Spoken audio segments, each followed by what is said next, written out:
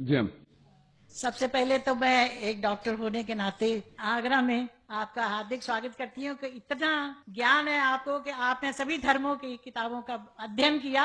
मेरा नाम doctor R के वर्मा है। यहाँ पे मैं वर्मा नर्सिंग होम के नाम से अपना नर्सिंग होम चलाती हूँ। और ये हॉल जो है मेरे पतिदेव की देन है।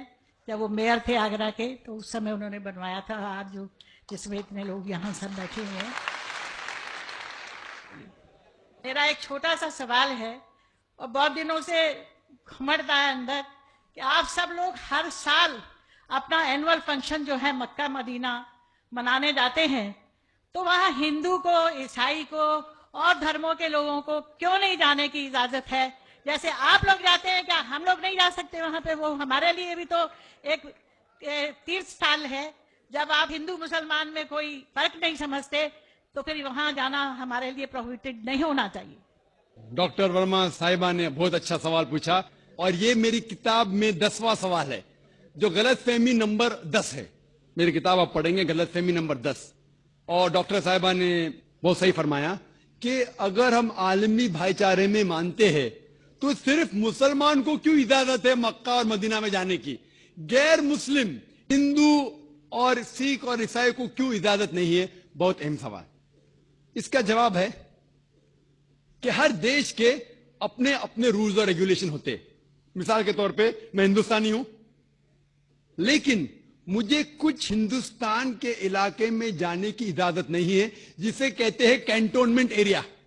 सिर्फ मिलिट्री के लोग, सिर्फ वो लोग जो देश की हिफाजत में लगे हुए हैं, वो लोग वो कैंटोनमेंट एरिया में जा सकते। मैं नहीं झगड़ सकता हूं, मैं इस देश का नागरिक हूं, मुझे क्यों नहीं जाने देते? नहीं, ये गवर्नमेंट का रूल है। ये कैंटोनमेंट एरिया है, मतलब खाली वो लोग, वो शख्स जो मिलिट्री के लोग हैं, जो देश की हिफाजत में लगे हुए, सिर्फ उनको इजाजत है। ये रूल है। इसी तरीके से मक्का और मदीना मेरे हिसाब से इस्लाम का कैंटोनमेंट एरिया है। वो लोग, सिर्फ वो इंसान जो इस्लाम के लिए जान देने को तैयार है, वो लोग को अलाउड है, बाकी लोग को नहीं। हम मानते हैं कि सब इंसान हमारे भाई है, भाईचारा के अंदर वो इंसानी भाई है, उसका हम एतराज नहीं करते, लेकिन सिर्फ वो भाई लोग अलाउड है जो इस्लाम के लिए जान देने को तैयार है। और एक इसका जवाब है कि जब भी आप कोई मुल्क में जाते हैं उसके लिए आपको वीजा लेने पड़ता है, वीजा। और सबसे डिफिकल्ट है अमेरिका का वीजा, खुसूसन 11 सितंबर के बाद। 50 सवाल पूछते। जब मैं सिंगापुर में पहली बार गया था, वहां इमिग्रेशन फॉर्म पे लिखा था कि डेथ टू ड्रग ट्रैफिकर्स, जो भी ड्रग से पकड़ा गया उसे सजाए मौत।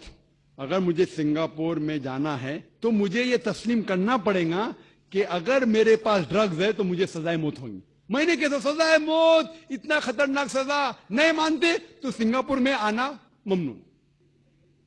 तो आप अगर सिंगापुर का वीजा लेते, आपको तस्लीम करने पड़ेगा कि ड्रग वाले को सजाए मौत।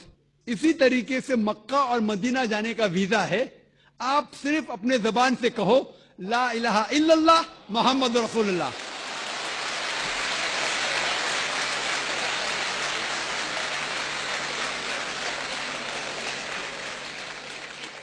अगर कोई भी इंसान अपनी जबान से कहता है ला इलाहा इल्लल्लाह मोहम्मद रसूलुल्लाह, कि ना कोई माबूद है अल्लाह के सिवा और मोहम्मद सल्लल्लाहु अलैहि वसल्लम उसके पैगंबर है, कोई भी आपको रोक नहीं सकता मक्का और मदीना जाने के लिए।